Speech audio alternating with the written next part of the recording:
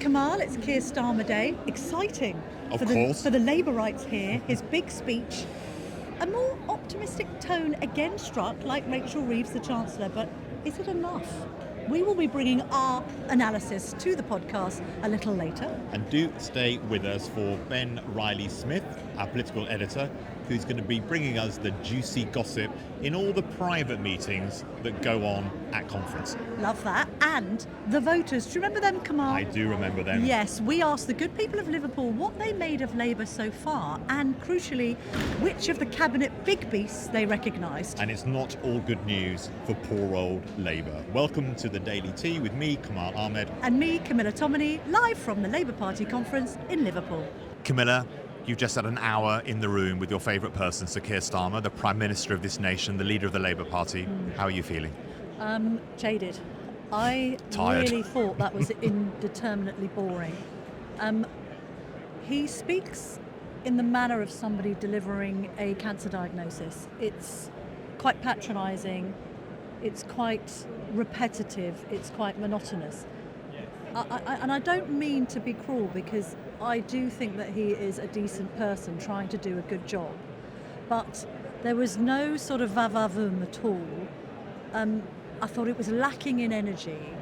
I thought it was a sort of rerun really of last year with nothing really new attached.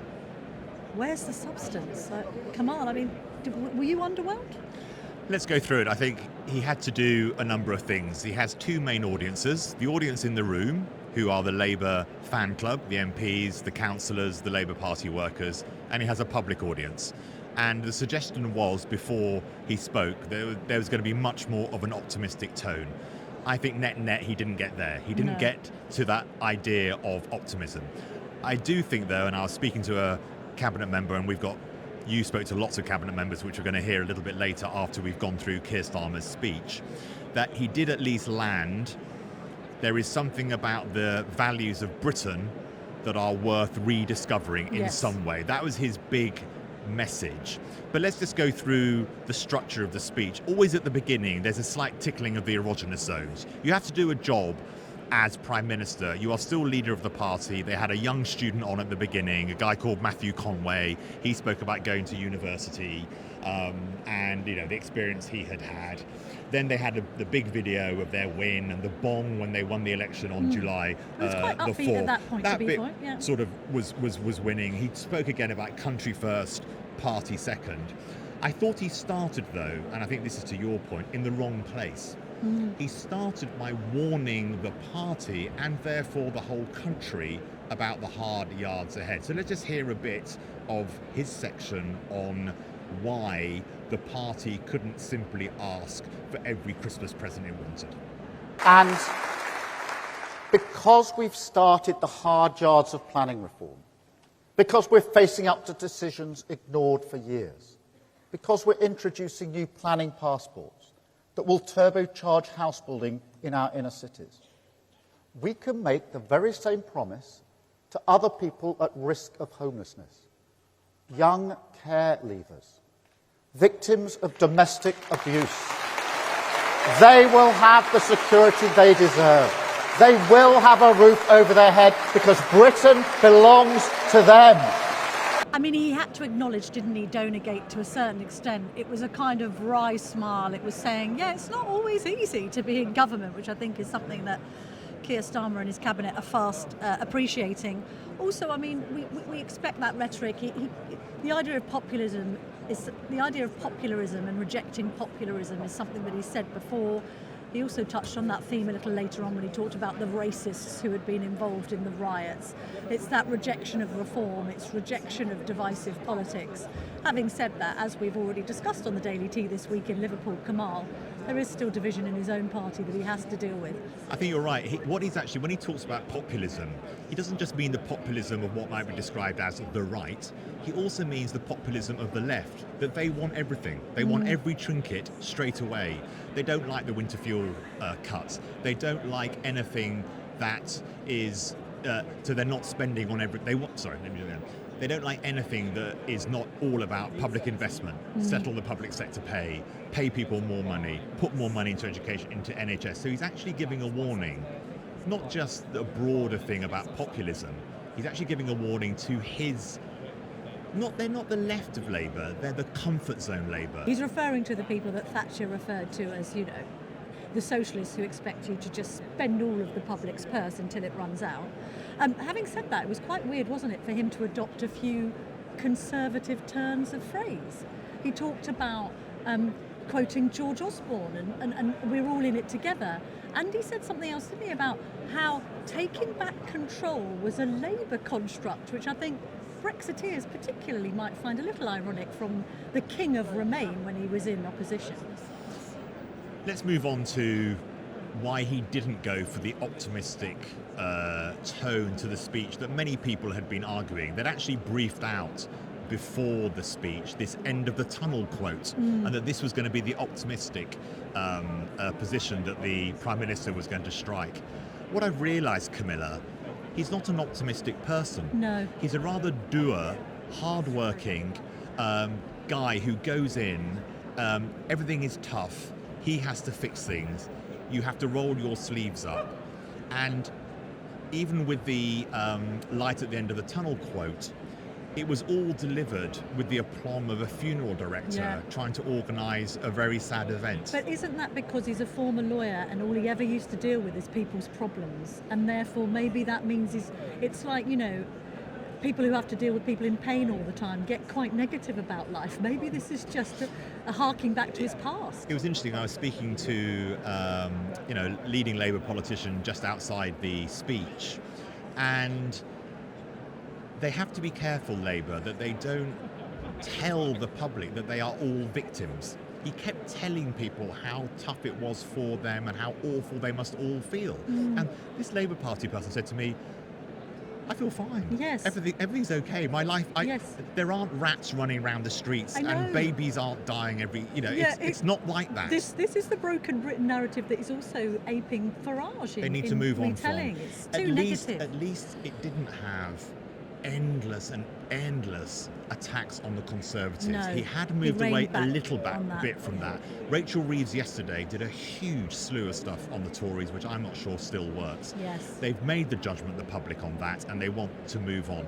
Let's just hear how he delivered that light at the end of the tunnel, optimistic bit of the speech.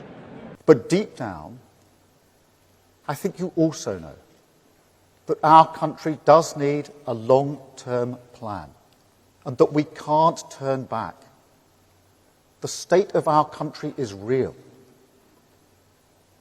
However, I would also say this. This is a government of service. And that means, whether we agree or not, I will always treat you with the respect of candour, not the distraction of bluster.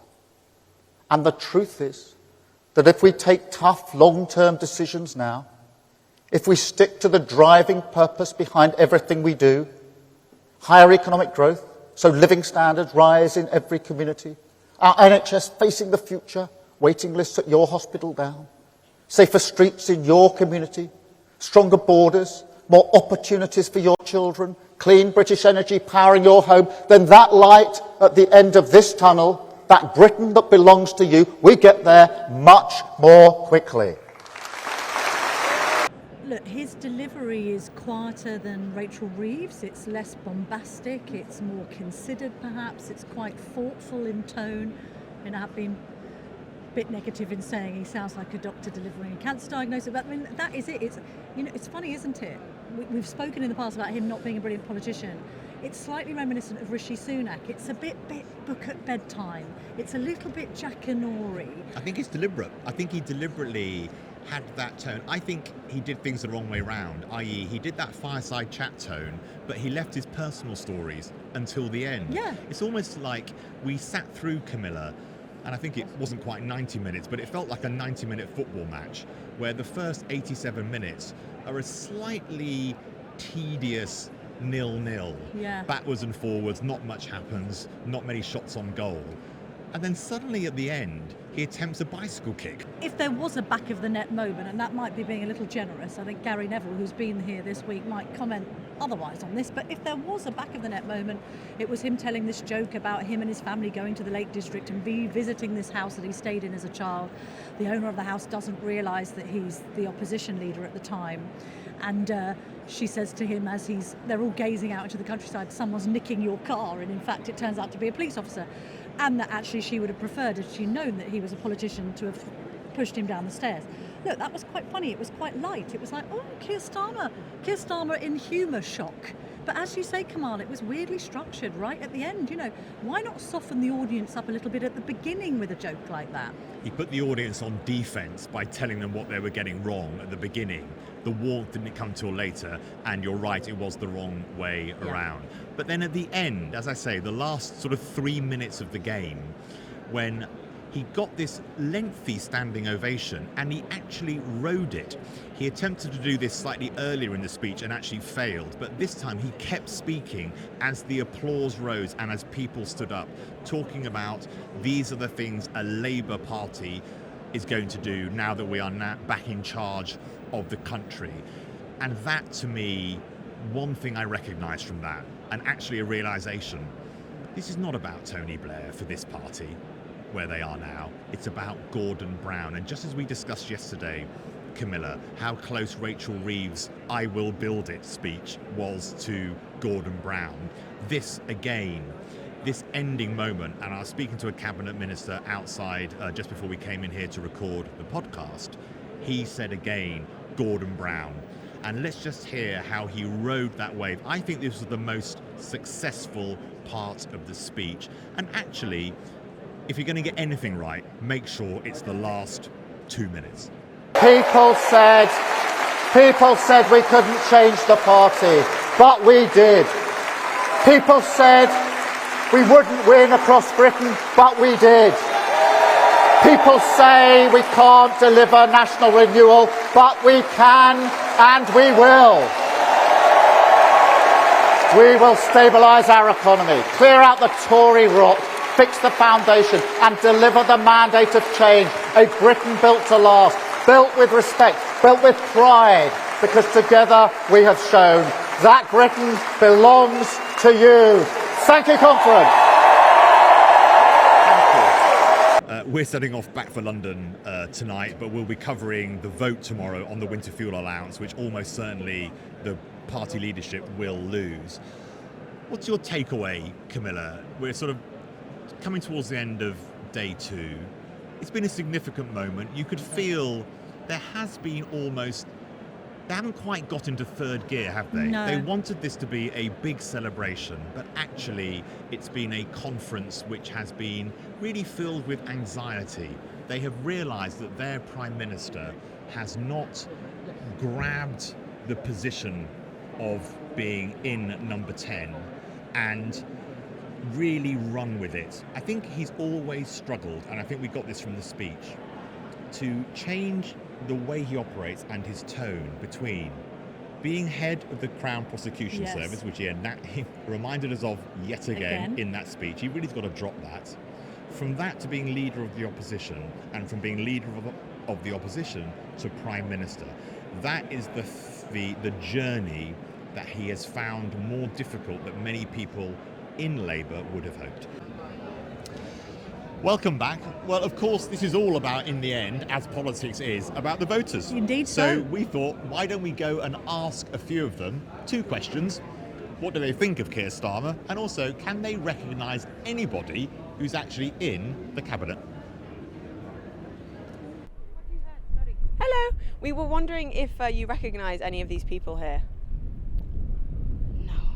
No? None of them look familiar at all? No. Would it help if I told you they were all members of the new cabinet, the new government? Oh, I see them. Yeah? Good. Do you I have like that. You like them? Have you got any feelings about how the new government is doing so far? No, to be honest. Yeah, I don't want to say something and I didn't know about it. That's it. Okay, no worries. Thank you anyway. Okay, thank you. Thanks, bye. Excuse me, I wondered if you recognise any of these people here. Yeah. Miliband. Yeah. I always want to say Fielding, but it's not, is it? About Cooper? Cooper, that's it, yeah. The Chancellor, but I forget her name. Rachel Reeves, yeah. I know him. Is he Health Secretary now? Yeah. I forget his name. The other two, I'm not sure. And have you been following the Labour Party conference at all that's happening in Liverpool? Yeah. Any thoughts on it? I am Labour, so I'm glad they're in, but I don't really agree with taking the £300 off the pensioners. That's about it, really. Excuse me, hello. We just wondered if you recognise any of these people here. Yes, all of us. Yeah? Could you tell me what their names are? Zed Miliband. Yeah. Split Street in Reynolds. Ed Cooper. Yvette Cooper and that's not a good picture. I don't think that is. No. Jonathan Reynolds. Anyway, that's so 5 out of 6. That's just one in the corner. Are you aware of the Labour Party conference happening in Liverpool this week? We're there. Oh, really? Okay. You're at the conference. And what are your thoughts on how it's going? Do you feel the new Labour government is doing a good job so far? It's been 2 months. You know, when I hear this talk of, oh gosh, they haven't done enough, it's ridiculous. I work with refugees and they've done a huge amount in terms of getting rid of the Rwanda plan and getting rid of the Bibi Stockholm. We're expecting more, but you know, it's early days and we're working with them. We're getting a voice now. We didn't have a voice before, so we're really happy.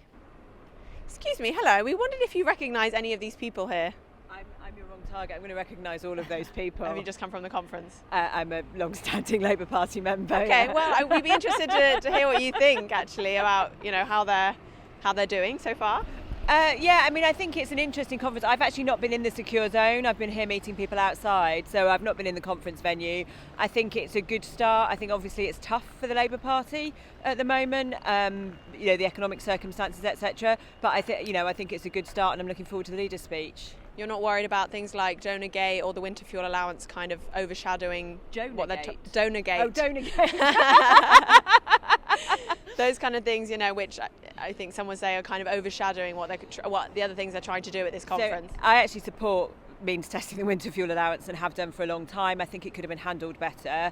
And I think Donor Gate's probably just teething troubles of a new government. I think if you look like a lot of new governments have scandals in the first few weeks. So I'm not bothered about it. The timing could have been better, but I think we need a government that's going to get on with fixing the economy and fixing the country. Hello, excuse me. We wondered if you recognise any of these people. Any of them look familiar? Yeah, a few of them. Yeah, I don't know who they are though. Politicians or something. Yeah, they're all members of the new Labour government. Okay, yeah. Any thoughts on how the new government's doing so far? Have you been following the news at all? I don't really watch much of the news, to be honest, no. From what I know, not much has changed really. I just see all the governments as pretty much conservative now. The way the stance is on war and certain big business and that never changes. So I think they're the important parts really. They do base things on a lot of identity politics and stuff like that.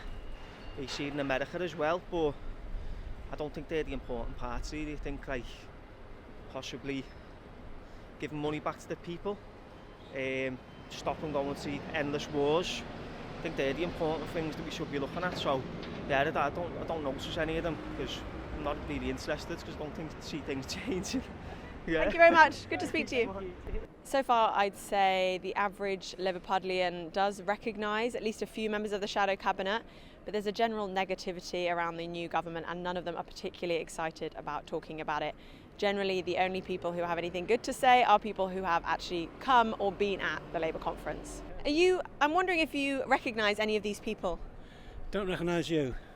No, I'm not in the government, but these people are. Yeah, I reckon I've seen all of them, yeah. Could you name any of them? Yeah. Go ahead. Hang on. Now you've got me. Only know the faces, Isn't she the Chancellor? Yeah. Yeah. Reeves. Yeah. The one that's taken our winter allowance away. Get me started on that, yeah. Go on, what do you think about it?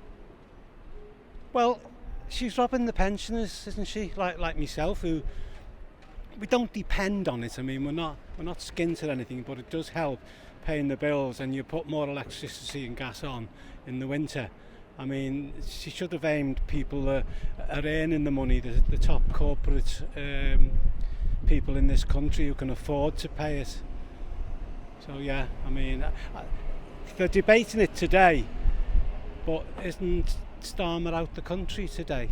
No, he's going to give a speech today at the conference. Be tomorrow then, the vote's tomorrow. Yeah. And it's so convenient that he's out the country. You know, I voted Labour. I'm a floating voter, but mainly Labour, and I wouldn't vote for them again. It's reform next time. It's in my mind, reform. Because, you know, they're doing exactly what they said they wouldn't do by putting up taxes. Okay, we've got the triple lock, but we pay tax on that. We shouldn't pay tax on it. We paid all the taxes and we paid into it. That's all I've got to say, really. Okay, thank you so much. Good to speak to you. Hi, hello. We wondered if you recognise any of these people. Could you name any of them? Yeah, Ed Miliband, Rachel Reeve, Home Secretary. That's it. Do you know her name?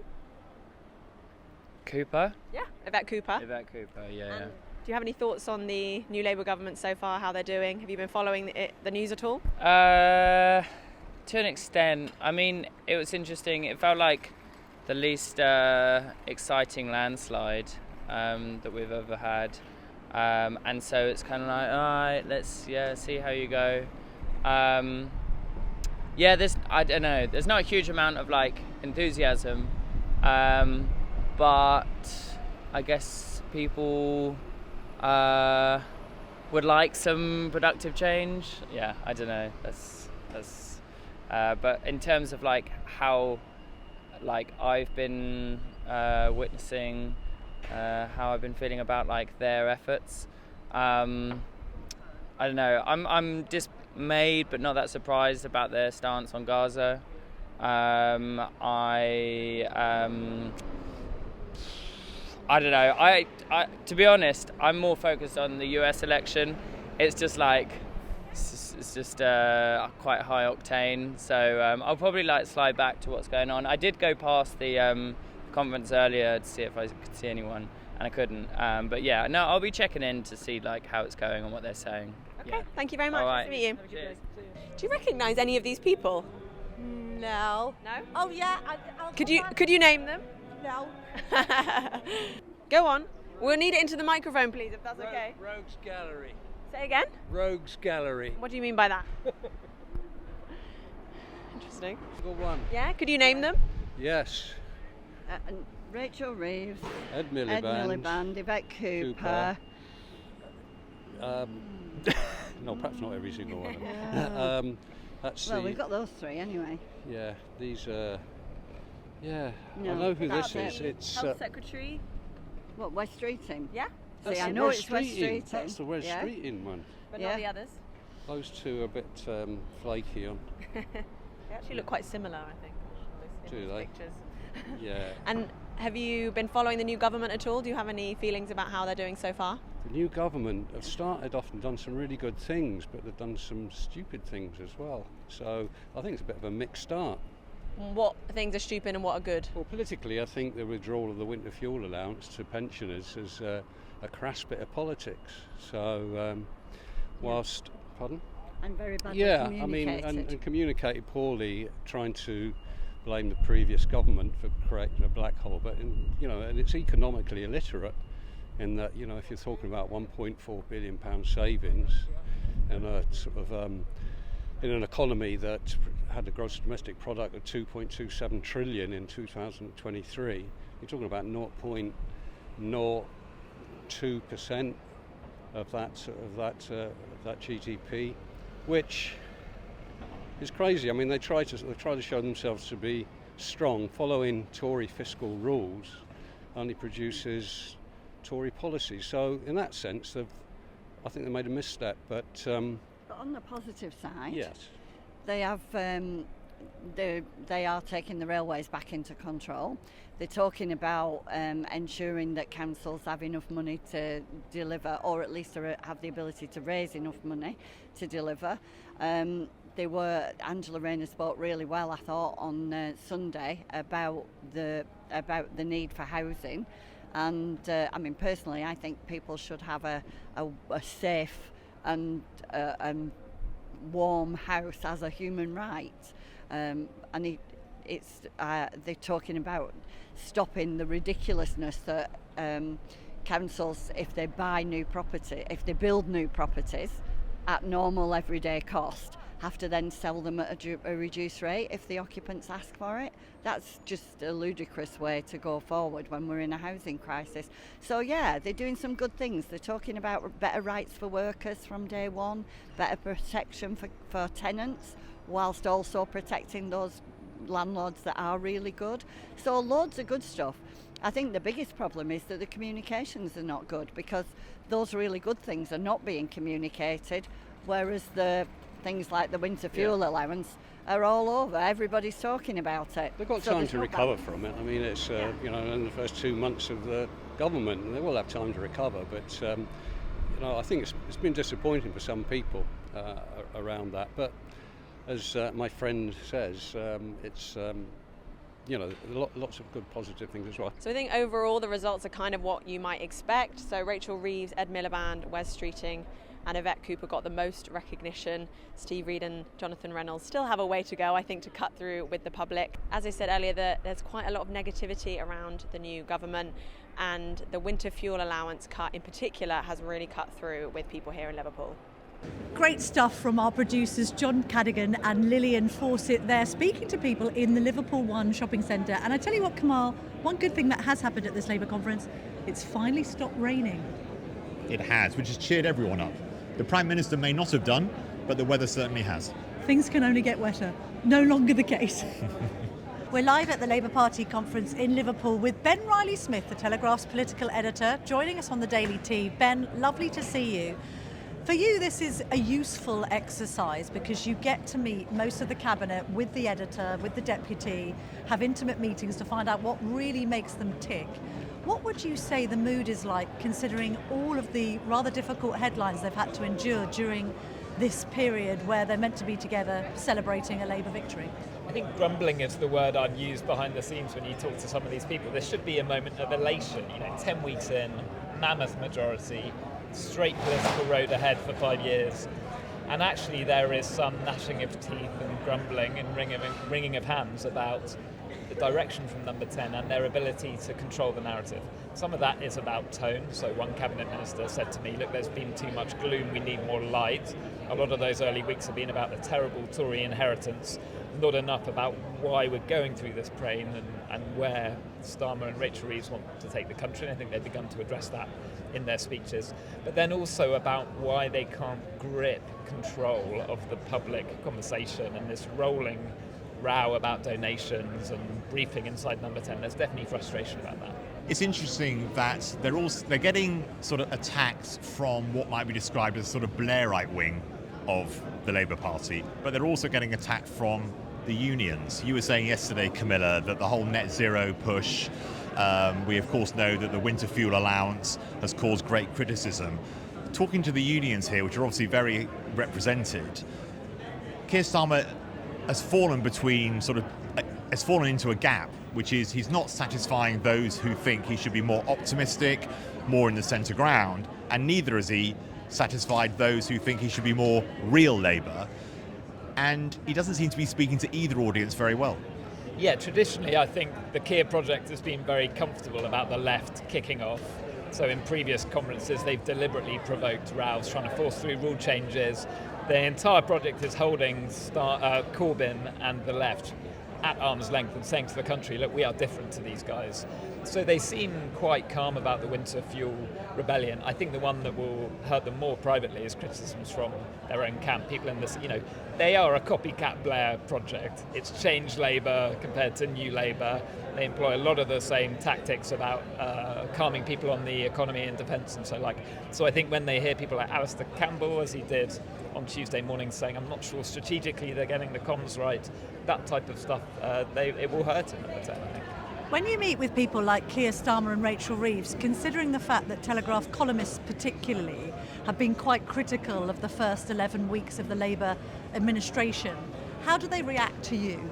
I think generally the Cabinet understands the shape of the media landscape, and there are papers that are on different sides politically on their comment pages to them. So I mean, they're grown up about it. You never hear them say, oh my God, why are you giving us such a hard time? I think possibly their tin-eared might be slightly too critical, but they feel like they're walking on water right now. They're 10 weeks from this huge victory. Anytime you bring up any criticism, they say, well, hang on, I remember 2 years ago when you're saying, why don't you have more policy, or why aren't you being bolder or more exciting? And look, we've got this huge majority.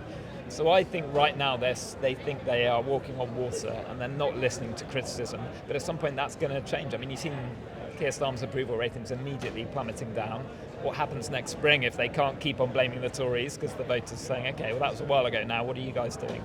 So I think they're a little bit confident, and at some point they might need to be slightly more alive to the criticisms that are coming their way.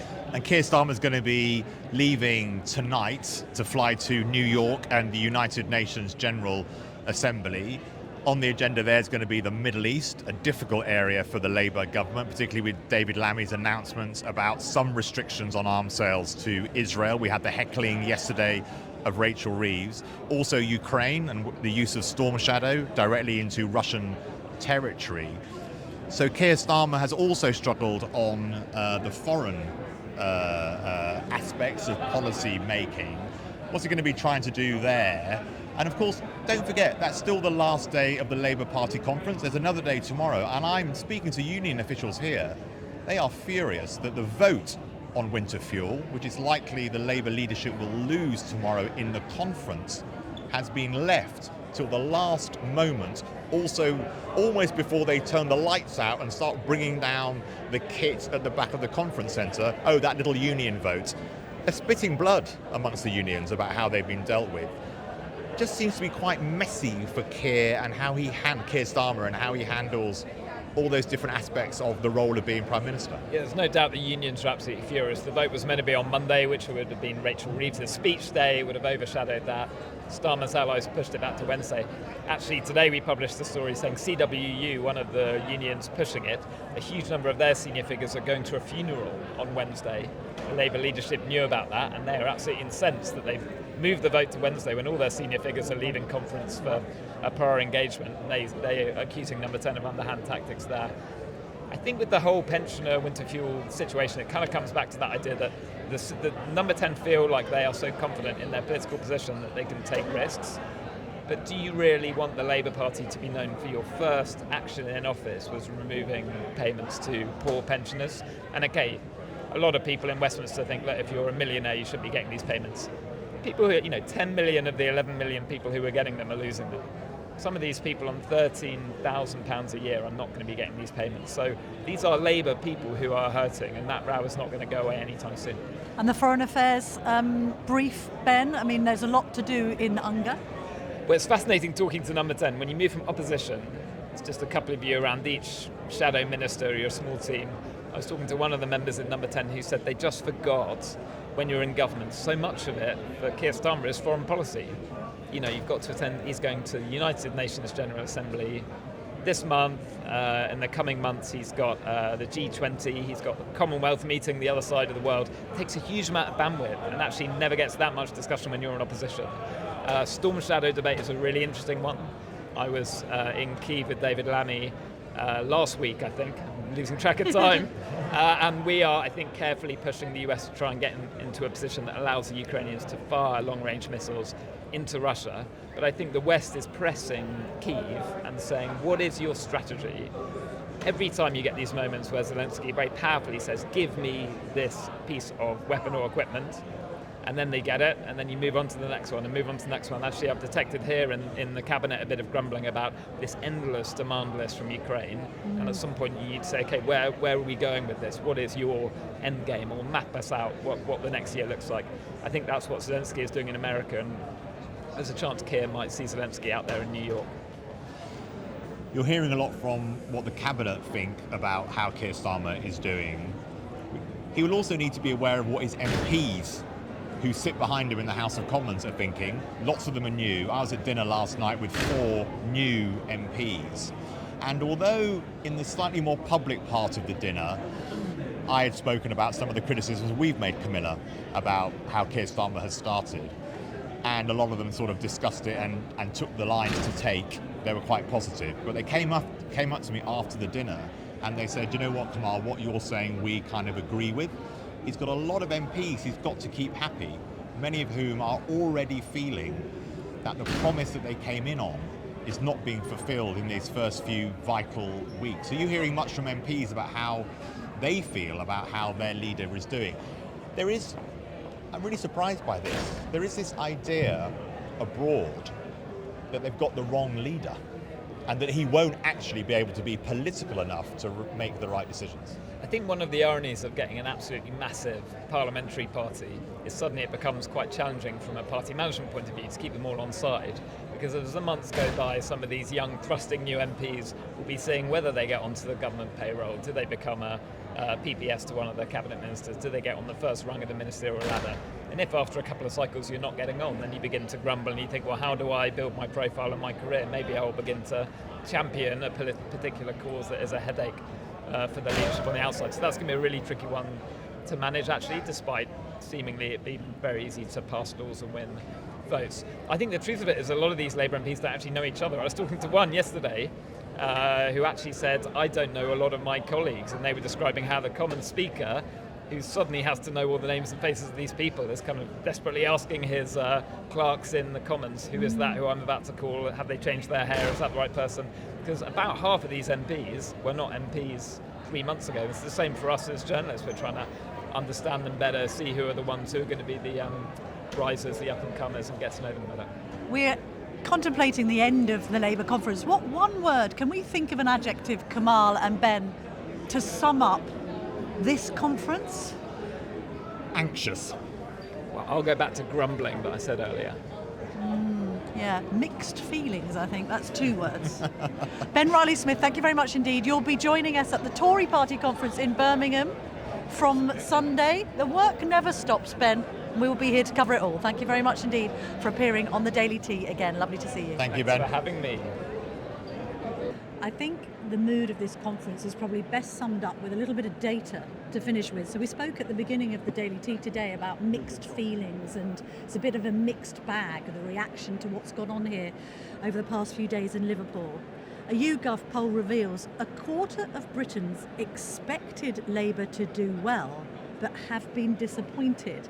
Doesn't that sort of sum up the mood, Kamal? So 23% say, I had high hopes for Labour, and in the first 12 weeks of their administration, it feels like they've been a little bit dashed. So we have a bit of a paradox going on, I think. You've got Keir Starmer today trying to invoke a spirit of hope, but I think beyond these walls, beyond the fan base, the electorate sort of looking at the Prime Minister and wondering, I don't know, maybe people who have voted Labour gaining a little bit of buyer's remorse, and people who didn't vote Labour saying, I told you so. We spoke to a very senior Labour Party figure a little bit earlier today, didn't we, the 2 of us? He made a very interesting point. This speech was throat clearing, he said, for this new government, that it's about the public re-engaging with Labour after the summer, and that the real moment we have to wait for is the budget on October the 30th. I have one criticism of that approach. The public may well have switched off even more than they have, or feel even more negative if they're expected to wait till October the 30th before they hear truly the substance of what this government is going to do. We're going to be back in London tomorrow to bring you the latest on the winter fuel allowance vote from the conference floor and any other breaking news. Join us 5 p.m.